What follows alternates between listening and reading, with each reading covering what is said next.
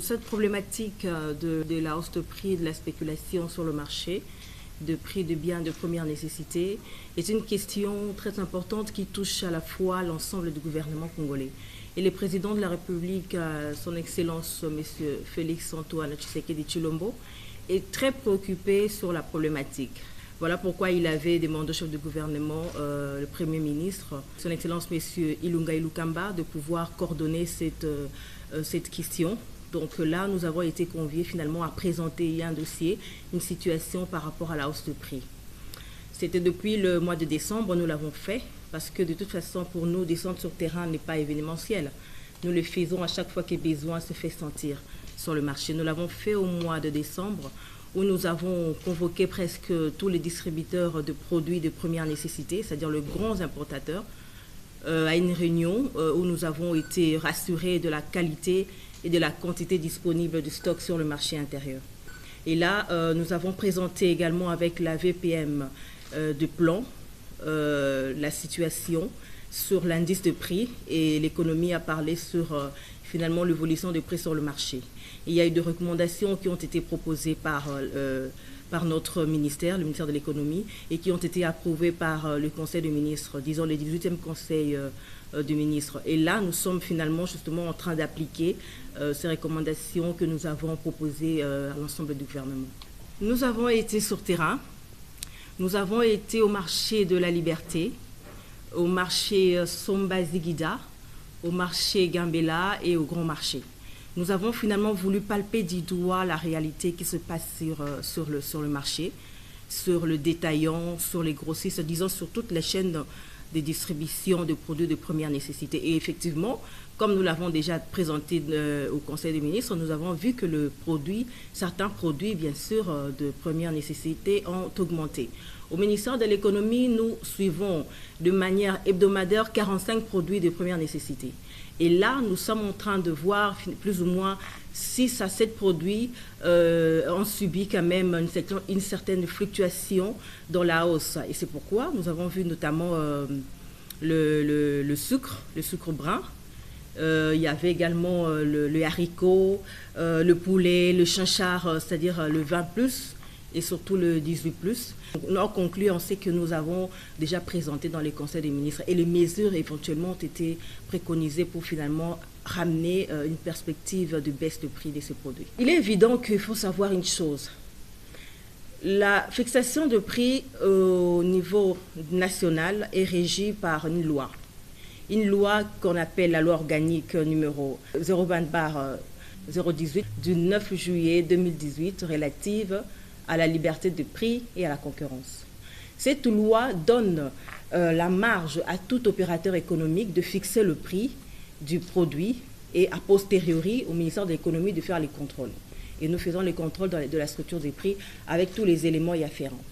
Et aujourd'hui, nous avons constaté par exemple le cas du sucre et nous avons d'ailleurs, pour la petite histoire, convoqué ici au ministère de l'économie nationale le responsable de Kouilungongo.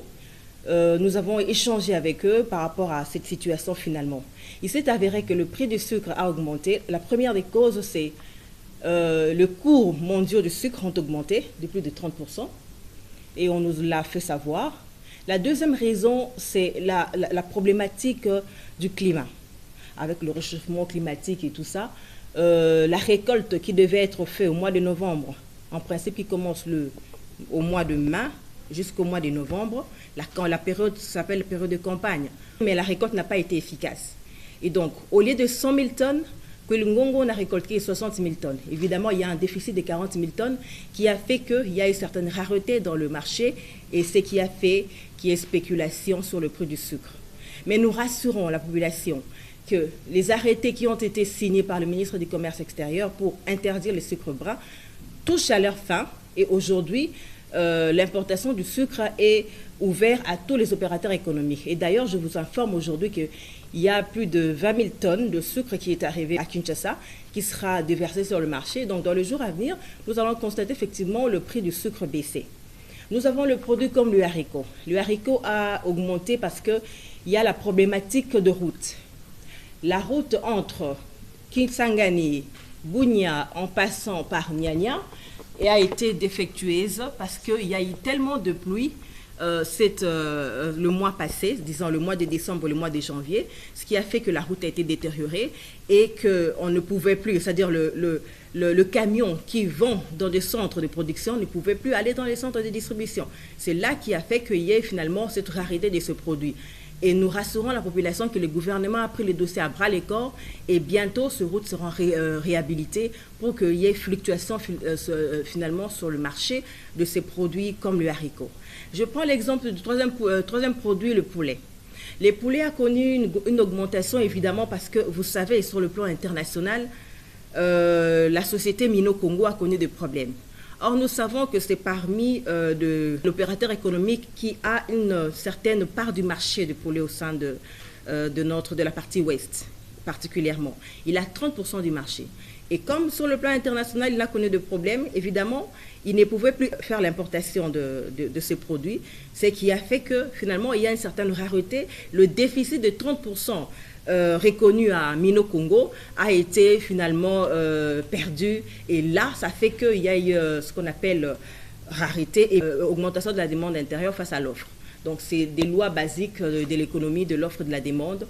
Et aujourd'hui, le gouvernement est très penché sur la situation et a pris des mesures adéquates justement pour résoudre cette crise de la hausse de prix. Je voudrais quand même rassurer la population de ne pas se prêter à des spéculations liées finalement à la rareté ou encore à certaines, comme j'aime toujours le dire, à certains opérateurs économiques véreux qui sont toujours dans la patte du gain pour spéculer dans le marché. La première solution, c'est déjà premièrement la restructuration ou la redynamisation du comité de suivi des produits de première nécessité. Nous l'avons fait depuis le mois de décembre et nous sommes en train d'aller dans cette ligne de restructurer, de redynamiser le comité de suivi. Et d'ailleurs, pour l'information, nous vous annonçons que cette commission ou ce comité de suivi a été élargi et nous avons même invité dans nos réunions l'association des consommateurs parce qu'ils vont peser finalement le contrepoids avec les opérateurs économiques. Donc nous avons élargi ce comité qui fera en sorte de pouvoir prendre les décisions et surtout anticiper sur éventuellement des perspectives de hausse de prix et de spéculation. Là, c'est la première des solutions. La deuxième des solutions, c'est une solution que le président de la République tient à cœur parce que c'est lui-même qui a proposé cela. C'était une certaine synergie entre les ministères productifs ou encore les ministères sectoriels. Parce qu'il faut dire que le ministère de l'économie, nous subissons en aval la situation de certains autres ministères en amont. C'est-à-dire, je prends l'exemple, l'économie s'accroît dans la production. Or, lorsque nous ne produisons pas, notre économie, il ne faut pas se voiler les yeux, la face, notre économie est extravertie. Et actuellement, nous devons fournir des efforts, et d'ailleurs, c'est dans le sens de la vision du chef de l'État, commencer à produire sur place.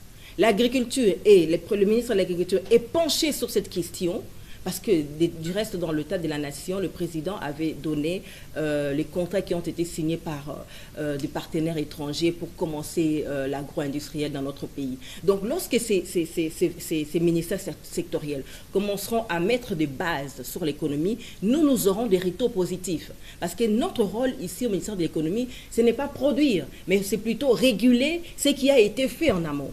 Donc, finalement, la première des solutions, c'était travailler. La deuxième des solutions, c'était de travailler en synergie avec les ministères sectoriels, mais aussi redynamiser les comités de suivi et faire les contrôles à chaque fois auprès des opérateurs économiques. Les contrôles économiques, c'est fait une seule fois l'an, mais nous avons, après avoir redynamisé ces comités, nous avons élargi de manière séquentielle, finalement, des petits comités qui vont aller sur le terrain, faire les contrôles de manière régulière et aller même au-delà, sanctionner des opérateurs économiques véreux. Le gouvernement de la République démocratique du Congo, par bien sûr la gouvernance du Premier ministre, qui met en place des solutions afin de rencontrer la vision du chef de l'État, est en train de travailler pour trouver des solutions adéquates, des solutions conjoncturelles, mais surtout des solutions structurelles. Des solutions conjoncturelles, ce sont des solutions à très court terme qui résolvent le problème immédiatement. Mais nous mettons des bases pour que la problématique soit éradiquée de manière définitive. Il faut être juste patient avoir confiance en nos dirigeants, parce que nous sommes en train de travailler dans l'optique du peuple d'abord. C'est ça notre credo, c'est ça notre mission. Nous sommes là pour le peuple, pour l'intérêt supérieur de la nation. C'est ça qui nous préoccupe et c'est ça qui est le centre même de la vision du chef de l'État, qui met l'homme congolais au centre de son action, au centre de toute